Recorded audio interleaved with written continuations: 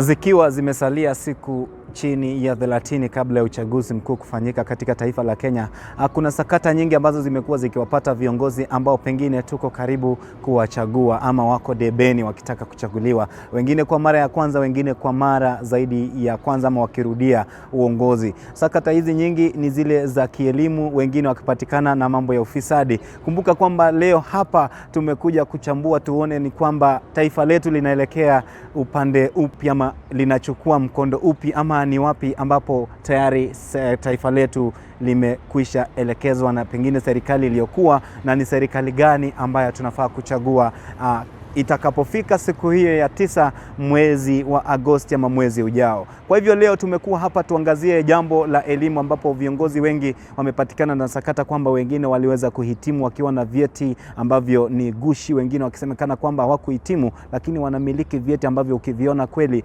unasema ni vyeti vilivyo halali. So leo hapa nina mmoja kati ya watu ambao waliweza kuhitimu katika vyuo vikuu, na pengine watatueleza mambo ambayo waliweza kupitia, changamoto nyingi sana ambazo waliweza kupitia wakiwa katika mwendo ama safari yao ya elimu hadi pale walipoweza kuhitimu. Pengine kupitia maongezi yetu tunaweza kukupa mwelekeo wa ni nani unayefaa kumchagua ifikapo mwezi wa 8 ama Agosti katika uchaguzi mkuu. Na bila shaka kama hujajiunga na channel hii, na kuomba kwamba uweze kubonyeza kidude cha kujiunga, ni subscribe button, na usisahau kuwezesha kengele ama notification bell. Nashukuru sana na bila shaka karibuni.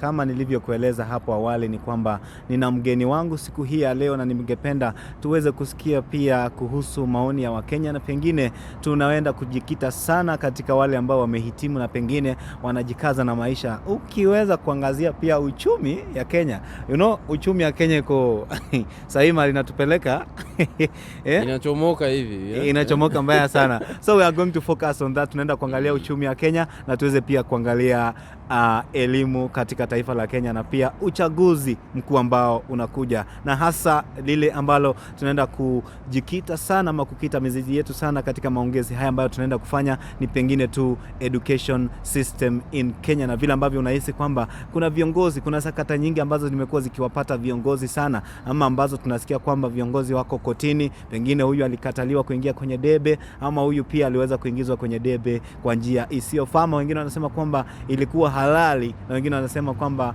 haikuwa ni halali. So leo tunataka tuangalie the education system. Umekuwa ukisikia kwamba kuna viongozi ambao wanasemekana kwamba walichaguliwa wakiwa na vyeti ambavyo si halali, vyeti gushi, na pengine tuweze kuangazia madhara ya hayo. Tuweze pia kuangalia chanzo cha hicho pengine ni nini. So karibu sana Bwana Charles. Habari yako? Mimi niko mzima. Mimi naitwa Charles Kibiwott na I'm a graduate University of Nairobi, BSc Meteorology. Yes. Sisi ndio waelekezi wa anga humu, lakini kazi ndio hakuna. Kazi ndio haiko. Kazi ndio hakuna. Okay, so Bwana Charles, tukiweza tu kuangazia kwa kifupi sana, tuangalie kwamba katika taifa la Kenya kuna viongozi ambao tayari wapo kotini. Tukifikiria kwamba ama tukiwa tunaona kwamba uchaguzi ni siku chini ya 30 kabla ama ni chini ya mwezi moja tayari kabla ya kufanyika katika taifa la Kenya. Lakini sasa hivi kuna viongozi ambao wapo kotini, bado kesi zao zingalipo hazijaamuliwa kwamba watakubaliwa waingie kwenye debe ama watakataliwa. Unahisi vipi ukisikia kwamba kiongozi ambaye amekuwa akiongoza kwa muda mrefu kama Johnson Sakaja ambaye ni senator katika county ya Nairobi, ukisikia kwamba yuko kotini na pengine amepata cheti chake cha kuhitimu kwa njia gushi, unahisi vipi? Ningependa kusema kwanza, zote tukiziangalia ni utepetevu wa the systems. The systems have failed. The judicial system has a problem on its own. The education system has a problem on its own. And because if you want to look at it, somebody like Sakaja, he didn't just come to politics recently. He has already served as a senator. Actually, he's been serving so long. Tukianza sasa kuangalia maneno ya elimu na nini ni kwa sababu labda kuna ile mvutano baina ya pande mbili, viongozi wa pande mbili wanaona huyu akipewa nafasi atapita. But it's not that at education ndio the ultimate thing. Okay. But so, come to look at it again. on that, Charles, that the education is not the ultimate cause of everything that you are seeing now in terms of the political affiliations and anything else. So let me ask you a question. How do you feel? What do you see? What is this thing that wanavutania? Ni nini? According to you? According to my own view, you see, the Azimio and UDA are rivals, political rivals. Yes. So Azimio knows very well that if Sakaja is given that ticket, he'll give them pressure. You see, because this funny guy who gets jobs every time. What is his name? Igathe. Yeah? Yes. You know, Igathe is from Azimio. Yeah. And UDA has produced Sakaja. So they know that this thing will be a tussle. And kumsumbua kiakili, you know, that psychological torture. Yeah. That is what they are actually doing. But if you roll down everything, see ati kutoka juu hadi chini, all of them have papers. Yes. Yeah. We are only focusing on one guy, Sakaja. Okay. So what do you think is this thing that is in power that people try to get it like they're so crazy about it, man? What do you think is there? Before I answer that question, recently Sakaja was saying that he was offered 1 billion to step down. Now, if we take that we should not listen to that thing just as an allegation. Because to some point it could be true. It could be true. 1 billion. Now, tell me, 1 billion for you to step down, for somebody else to cling to that seat, where will that person get the 1 million that he gave you? The 1 billion. So automatically it opens our eyes that there is a lot of scandals, things that a lot of billions are being lost each and every time. So it means that there's something big in power, that people want to lose a lot that they can get in it. Yeah. So actually we can conclude and say that Nairobi, having in mind that it's the capital city of Kenya, is not an easy place to just joke in. And actually kuna wengi wanasemanga Nairobi ni kwa masonko. Ukiwa good boy bas hiyo ni kwenu. Hiyo ni wewe na kwenu. So unaona wanajua kwamba so what they are exactly doing, hata hiyo 1 billion, yes, they will recover through fishy means, unaona. Okay. As in they know that if they put somebody they want there, it will be easier for them to get do the deals, fish, to get the fish. Yeah. So Charles, ukiangalia when now we are talking about the education system in Kenya, tukiangalia hivyo kama mwanafunzi ambaye aliweza kupitia kwenye changamoto nyingi sana pengine katika safari yake ya elimu, unahisi vipi ukiona kwamba kiongozi ama yule mtu ambaye anakuongoza hakusoma, ama unapata kwamba anapatikana na scandal nyingi sana za hizi karatasi nini, unahisi vipi? Personally mimi nilipitia mashida mengi sana katika masomo, kukosa fees, kufukuzwa, kufanya nini, kuacha shule kwa muda fulani, urudi bado uanze. Na ukisikia kwamba mtu anapewa hata hiyo kiti bila kusoma, it shows how backward we are still in. You see, we are still behind. Because you see, somebody who has gone through a school system, kuna werevu fulani anapata. There's some knowledge anakuwa instilled. There's a knowledge that is instilled in that person.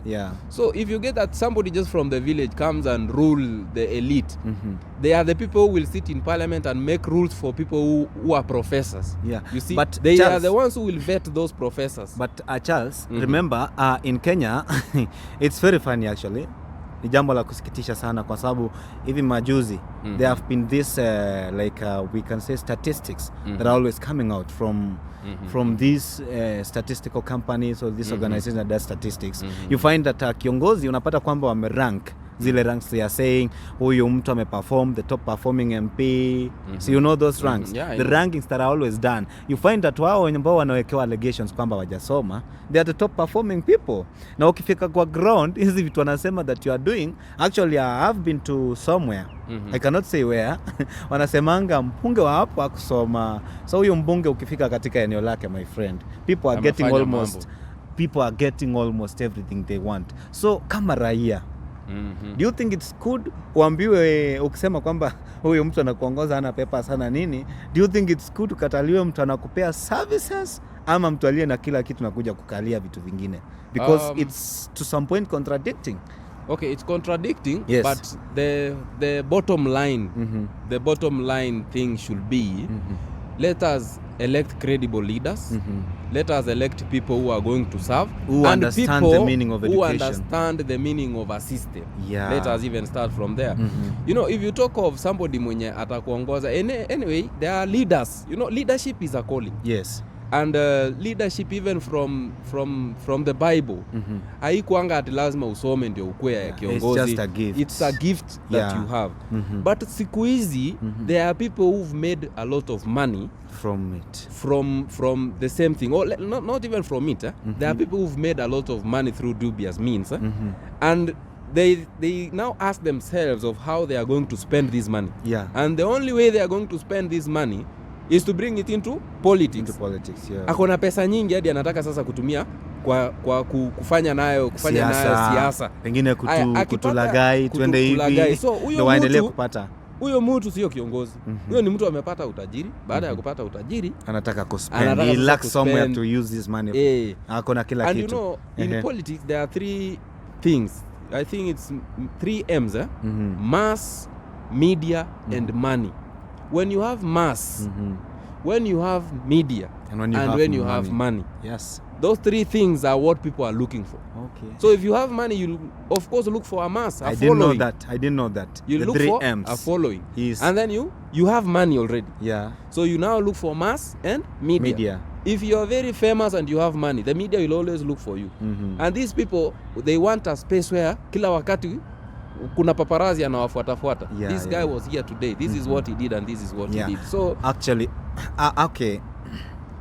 Based on that, do you think Kenyans should go into the line of kiongozi anayefanya kazi na pengine ana elimu, ama tuende kwa kiongozi anayefaa? Kwangu mimi nitasema unataka kiongozi mchapa kazi ama anayefaa? Kuchapa kazi, kuna vitu mbili. Unasema kiongozi bora ama bora kiongozi. So tuanze na elimu kwanza. Let us put a baseline and say for you to, there are so many graduates, my friend. Yeah, sure. Kuna mtu MCA mahali fulani saa hii ajui hata portal ni nini. Unamwambia story na portal because hakupitia the system of school. Unaona? So the challenge from the top, from university downwards, he doesn't know. Okay. He doesn't know the challenges of somebody going to university. So you mean there's no way you can serve your objects as a subject kama haujui the pain that the subjects the pain are of the system that goes along. Okay, yeah. So that's why I was telling you, exposure is very important. Okay, right. And if you go through a system, you've gone through primary, you've gone through high school, you've gone through university, and you understand all that, and you understand everything here. You've met with the people with diverse minds, you know. That's what I'm trying to say. Okay. So from there now, from the academic world, is where now we are going to look for yule kiongozi bora. Sio bora tu kiongozi, kwa sababu sasa tuna gamble tu.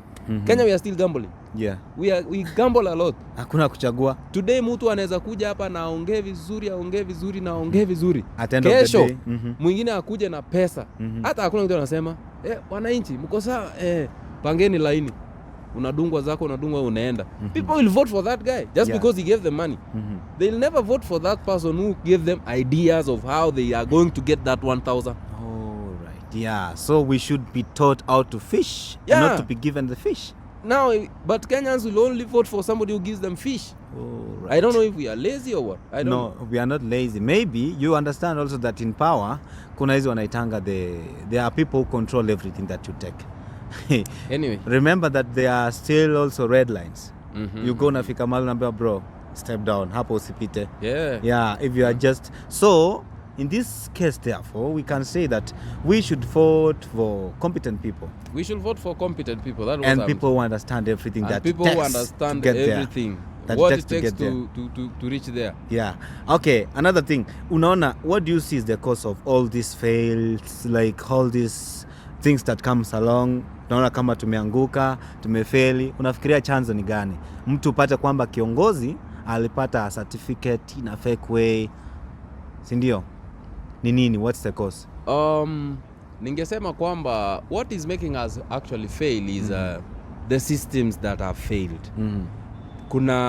Nilianza kwa kukuambia utepetevu wa hizo system, the education system, the education system, the judicial system, the electoral system also, iko na challenges zake. Because if you get somebody unaambiwa tu alienda sijui akasomea wapi, how hard is it for a country that has everything to know that this person went to school or this person didn't go to school?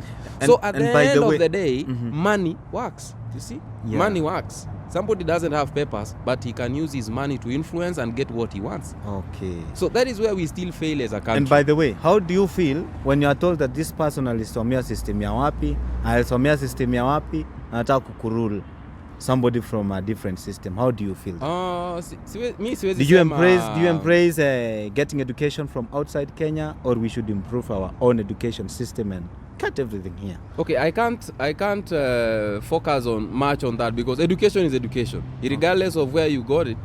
It's a skill. If it's a skill, it's a skill. It's but above all, we should embrace what's home. But we should embrace what's home. Yeah. And that is why I heard somebody talking about that we should make sure that these guys, when they are sick, they go to our public hospitals. Yeah. From there, they will now appreciate what we mean by the public hospitals. Yeah, and what because people are most going of them, through. when they get sick, they are flown outside the country. They go to the private hospitals the big outside the country. Public hospital. Okay, so Bwana Charles, unahisi vipi sasa kulingana ama kauli yako kwa vijana ambao pengine ni kama wewe wamepitia changamoto nyingi sana katika safari yao ya elimu? Ungependa kuambia nini katika uchaguzi mkuu ujao? Wajakuwe viongozi ambao wanakaa namna gani, ama kiongozi ambaye ana sera namna gani? Personally mimi ningesema kuchagua kiongozi inategemea mtu kwanza kabisa. Lakini let's focus with leaders who make sense. You see, who are making sense. Because if you listen to these people, they are not even making sense in the first place. I don't see the sense. Some of them are still in position. Some they can influence the ruling party right now. Yes. Some are still even there. But there is nothing they are going to do. So unamaanisha kwamba mtu anakuambia nikienda nitafanya hivi na bado yuko hapo. Fanya saa hizi. Fanya sasa hivi. Unatuambia wengine wanatuambia watatupea 6,000. Toa saa hii my friend. Si utupee saa hii, hata economy iko mbaya. Utupee hiyo, tuanze kuona kuwa unaweza. Kwa sababu una uwezo sasa hivi. Kwa sababu una uwezo sasa hivi. Na uko hapo. Okay, so sasa, listening to them sometimes makes me bored. And that is why if you want to know that these people are bored, we have two horses that they are saying they are two horse race. That is the deputy president, who is the sitting deputy president, and who? And Raila Amolo Odinga. But you saw that when Wajakoya came in, there was a lot of shift. You see, in terms of even the youth, support. Hear them saying Wajakoya the fifth. Why? Because amekuja na a different narrative. Yeah. It might not sound very nini, lakini amekam na different narrative. Tutafuga nyoka. So amekuja na agenda ambazo sisi zile ambazo tumezoea. Anatuonyesha venye revive economy. Lakini sio mtu mwenye mkinichagua nitafanya. Umekuwa hapo. Ama utasaidia vipi tufike hapo? Talk about it. The deputy president Honorable William Ruto and the right Honorable Raila Amolo Odinga, they've been in politics since I grew up. So saying that they'll come and change things, they should think outside the box. They should change them now. They should change them, or they should come in and change things when they are there. First they have to think outside the box. Because if we are going to elect them, yes, the system will still be the same. What they've been doing. So sasa wewe unamaanisha kwamba unataka saa hii tuchague viongozi kulingana na zile shida ambazo tunapitia kama vijana, ama unataka kijana achague mtu kulingana na vile ambavyo anajihisi mwenyewe ama shida ambazo anazipitia mwenyewe? Okay, mtu achague kulingana na venye mwenyewe anaona. Lakini kitu ninajua ni kwamba the literacy level of Kenyans haijafika ile kiwango ya kwamba tunaweza chagua mtu kwa sababu anaongea sense ama sera. Bado tunaenda na influence. Okay. If right now I say vote for Paul Kagame, for example, Paul Kagame unfortunately IBC ilimkataa. Lakini angekuwa anawania hiyo kiti na tuseme saa hii tumpigie Paul Kagame. What will people say? Huyu jamaa amekuja tu juzi. Huyu jamaa hata hatumjui. Huyu jamaa, yet the person who is there mwenye munaona ni huyo amekuwa hapo, anajabadilisha maisha yetu. Na amekuwa kiongozi. Right now let me tell you. Let me even talk about one thing before we finish. Yes. Like the National Youth Service. National Youth Service is a very good thing. Yeah. But hao vijana wenye wanapitia hiyo National Youth Service wanateseka. Hawana pa kwenda. Wakishatoka hapa hakuna usaidizi mwingine. Wanapitia shida sana. So talk of a system like when I get there, watu wote wenye wamepitia NYS, hapo ndipo hao watu wote wa military watatoka. Watu wa GSU, watu wa police, watu wa jeshi, Kenya Navy watatoka hapo hiyo. Watatoka hapo. Lakini haiwezi fanyika hivyo kwa sababu gani? We already know that to be employed as a police officer lazima utoboke. Lazima utoe kitu. So watakuwa wamefunga hiyo gap. Why can't we close it then? That is a very good idea. Tuseme kwamba vijana wote pengine ambao tunawachagua kuingia wakuu wamepitia ile system. Wamepitia system ya NYS. You have NYS papers. From there you can be employed as a police officer. Hata hao watu wa county wa nini wote wapitia NYS. Okay. Anybody who is a military officer should have gone through NYS. Yes. So it will be a guarantee. Vijana watajitolea hata sasa wataenda NYS. Lakini sasa nani anataka kwenda NYS? Upigisho miaka karibu 6 na huna faida. Yeah. So kauli yako kwa vijana hasa kulingana na maongezi yako ni kwamba tuchague mtu kulingana na vile tulivyo na yale shida ambayo pengine yanatuandama. Mimi nitasema tu hivyo. Tuchague kulingana na mashida yanatuandama na tuangalie viongozi ni wale. Let us not expect a lot of change. Zaidi ya hiyo tukue watu wa amani. Tusianze ati saa hii ati unapiga ndugu rafiki yako kwa sababu ati huyu ameshinda. Maisha ni ile. Hao watu wamechaguliwa tayari, wameenda huko juu, wanakula vizuri. Kama huyu ndiye ameshindwa, ashapigia ule beshta yake, amwambia wewe bwana ulinishinda vibaya sana. Ulifanya aje bwana hapo? Lakini hapa chini sisi tunalimana mangumi vibaya sana. Kuna mtu alisema wanaomba ruhusa ya kulimana kwenye jukwaa na maneno.